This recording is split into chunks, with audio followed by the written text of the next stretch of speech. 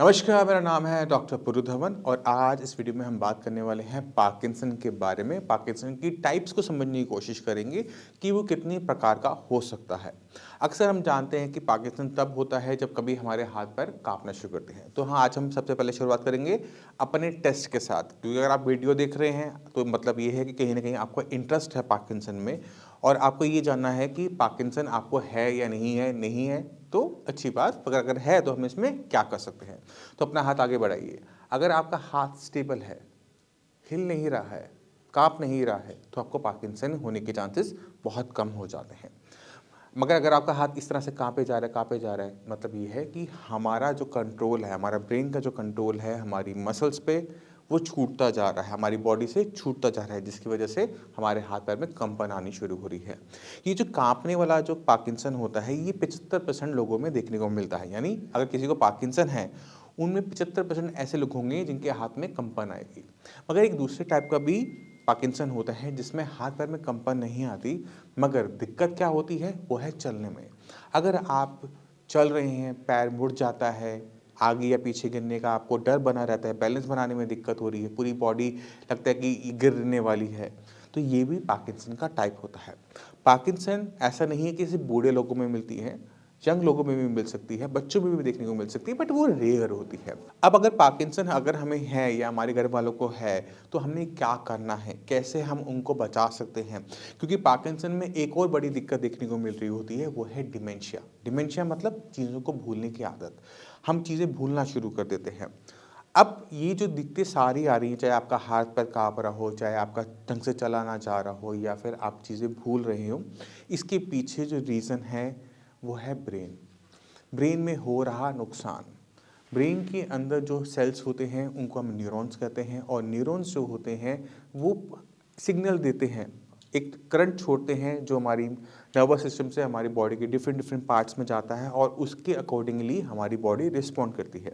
यानी अगर आप मेरा हाथ हिलते हुए देख रहे हैं तो बेसिकली ये कौन हिला रहा है? आपको लग रहा है कि मैं हिला रहा हूँ, बट नहीं, ये मेरा ब्रेन सिग्नल कर रहा है कि इस हाथ को इस तरह से मूव करो।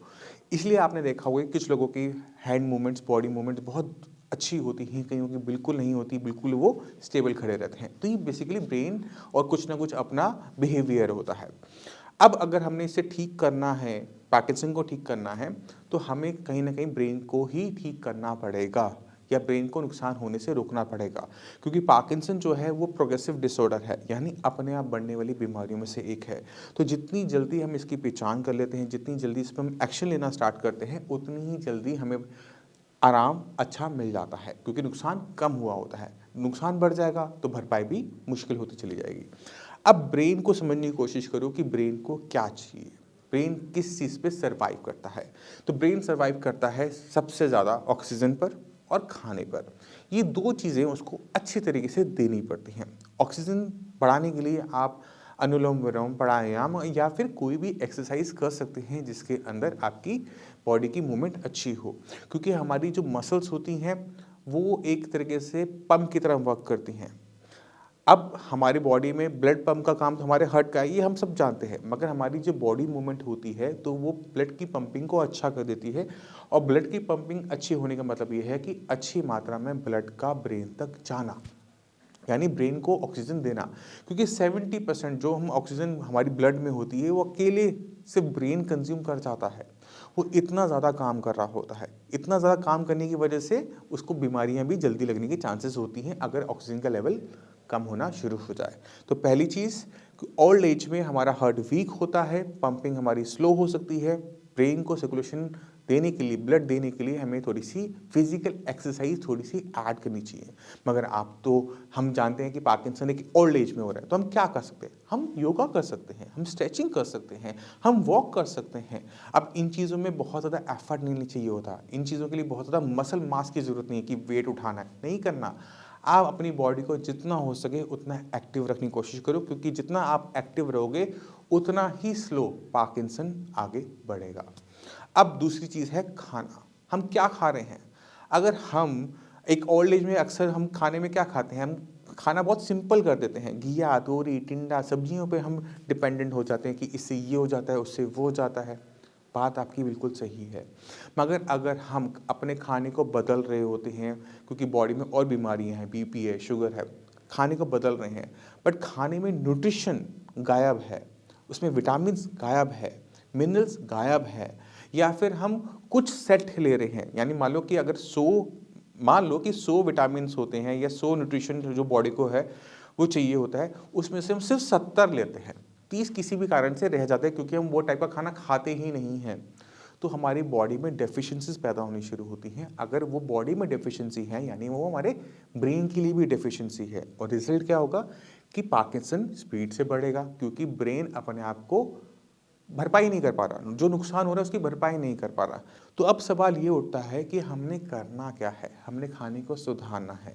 तो खाने में जो आप चॉइसेस लगा के रखते हो उसे ख़त्म करो, खाना बैलेंस्ड करो। ठीक है, उसमें आप मीठे का, कोलेस्ट्रॉल का ध्यान रखो, बट खाना अच्छा हाई वैल्यू न्यूट्रिशन वैल्यू का खाना खाओ। खाने को बदल बदल के खाओ। एक दिन पालक खाई है तो ये नहीं कि रोज़ पालक खानी है, नहीं। आप पालक खाइए, अगले दिन मेथी खाओ, उसके बाद आप गाजर खाओ, उसके बाद आप कुछ और खाओ, घिया तोरी खाओ, फिर उसका पेठा खाओ। इससे क्या होता है कि हर टाइप का न्यूट्रिशन बॉडी में जाता रहता है। अगर आप नॉन वेजिटेरियन हैं तो खाने के अंदर थोड़ा सा नॉन वेज ऐड करके रखो। अब मैं ये नहीं कह रहा कि आप उसको हैवी ग्रेवी बनाओ या बटर चिकन खाओ, मैं आपको ये कह रहा हूँ कि आप उसका सूप फॉर्म में ले लो। आपने कोई भी चिकन है, फिश है, उसका सूप लिया, आपकी बॉडी में जो ताकत चाहिए वो पहुंच जाती है। तो नॉन वेजिटेरियन पेशेंट्स के लिए रिकवरी करना आसान होता है क्योंकि उनके पास ऑप्शंस फूड के ज़्यादा होते हैं। तो आप इस चीज़ को ऐड करें। दूध जो होता है वो कंप्लीट फूड माना जाता है क्योंकि वो गाय से आ रहा होता है, भैंस से आ रहा होता है। अब जो गाय भैंस की बॉडी में न्यूट्रिशन गया वो ऑलमोस्ट सारा दूध में है, सिवाय एक चीज़ के, वो है विटामिन सी। तो विटामिन सी को अगर हम एक तरफ कर दें तो 99% जो न्यूट्रिशन हमें हमारी बॉडी को चाहिए वो मिल्क से मिल रहा है। अब दूध से लेके कईयों को बहुत सारी दिक्कतें होती हैं कि गैस हो जाती है या फिर कॉन्स्टिपेशन हो जाती है, पचता नहीं है गैस। तो सिंपल सा काम करो, उसके अंदर या तो हल्दी डाल लो या फिर उसमें इलायची का पाउडर डाल लो। जो दिक्कत आपको महसूस हो रही है वो नहीं होगी। दूसरा चीज़ आप क्या कर सकते हो, आप उसकी कोई प्रिपरेशन ले सकते हो। जो दिक्कत हमें दूध से होती है वो हमें खीर से नहीं होती। जो दिक्कत हमें दूध से होती है वो हमें दूध एंड ओट्स से नहीं होती। तो दूध को किसी और फॉर्म में अपने खाने में ऐड करने की कोशिश करो। दूध से दिक्कत हो रही है तो पनीर से नहीं हो रही होगी, मैं उम्मीद करता हूँ, तो पनीर फॉर्म में आप दूध को ले सकते हैं न्यूट्रिशन वैल्यू अपनी बॉडी में ले जाने के लिए। मगर ये फिर भी सफिशिएंट नहीं रहता। जितने भी पेशेंट वेजिटेरियन होते हैं उनकी बॉडी के अंदर विटामिन B12 और विटामिन डी अक्सर डेफिशिएंट देखने को मिलता है। हम सब केसेस पे नहीं, बट अक्सर। अब इसको पूरा करने के लिए अगर आपको टेस्ट करवाओ पहले, तो अगर डेफिशिएंट है तो उसे पूरा करो, क्योंकि बॉडी के अंदर सारे vitamin and minerals and nutrition micro level तक पूरे होने चाहिए। ये खाने से ही आएंगे, क्योंकि मैं आपको जितनी मर्जी मेडिसिन एडवाइस करता रहूँ वो कहीं ना कहीं आपकी कमी रह जाएगी। तो हमने इन चीज़ों को पूरा करना है पहले। तो इन चीज़ों को हमने पहले पूरा करना है। अब चलते हैं कि इसके अलावा हम क्या कर सकते हैं, क्योंकि इससे भी हमारी प्रॉब्लम सॉल्व नहीं होने वाली। इससे सिर्फ पार्किंसन स्लो डाउन होने वाला है, मगर वो रुकने वाला नहीं है, ना ही वो रिवर्स होने वाला है। तो ब्रेन के अंदर जो न्यूरॉन सेल्स होते हैं उनकी रिकवरी को समझने की कोशिश करो। ब्रेन के जो सेल्स होते हैं वो रिकवरी करते हैं न्यूरोप्लास्टिसिटी से, यानी वो अपने अंदर साइनेप्सिस को बढ़ाते हैं। अब अक्सर डॉक्टर, जो दूसरे डॉक्टर्स में से बात करते हैं, तो हम अक्सर बात करते हैं कि एक ओल्ड एज में 60-70 साल में आप कैसे एक्सपेक्ट कर सकते हो कि ब्रेन न्यूरोप्लास्टिसिटी कर सकता है। मैं उनसे सिंपल सा सवाल पूछता हूँ, क्या 70 साल में क्या हमारे जख्म नहीं बढ़ते हैं, क्या टूटी हुई हड्डियाँ जुड़ती नहीं हैं? कहते हैं जुड़ती तो है, स्किन भी बढ़ती है। तो मैंने उनसे पूछा कि आपने कैसे मान लिया कि ये ब्रेन के अंदर नहीं हो सकता? ब्रेन करता है, ठीक है, बूढ़ा हो चुका है, स्लो करेगा, बट वो करेगा तो सही। मान लो कि अगर आपको 10 का नुकसान हो रहा है, अगर 7 की रिकवरी हो रही है, मगर फिर भी आपने रिकवरी तो की ना।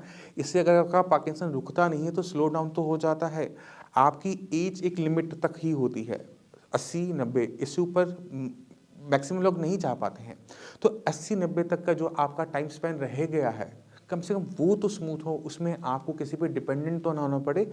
इतना ही तो हमें फ़ायदा चाहिए पार्किंसन के अंदर। तो वो चीज़ हमें हेल्प करती है मेडिसिन के साथ। तो जो हमारे डॉक्टर्स हैं वो अवेलेबल हैं, उनसे बात करो, उनसे समझो कि किस तरह से हम पार्किंसन को ओवरकम कर सकते हैं, किस तरह से उसके सिम्टम्स को हम दबा सकते हैं, और किस तरह से दोबारा से जब तक हमारी लाइफ है हम अच्छे तरीके से चल सकते हैं। अब इसी के साथ आप सभी से मैं आगे जाऊँगा। मिलते हैं अगली वीडियो में, तब तक के लिए नमस्कार।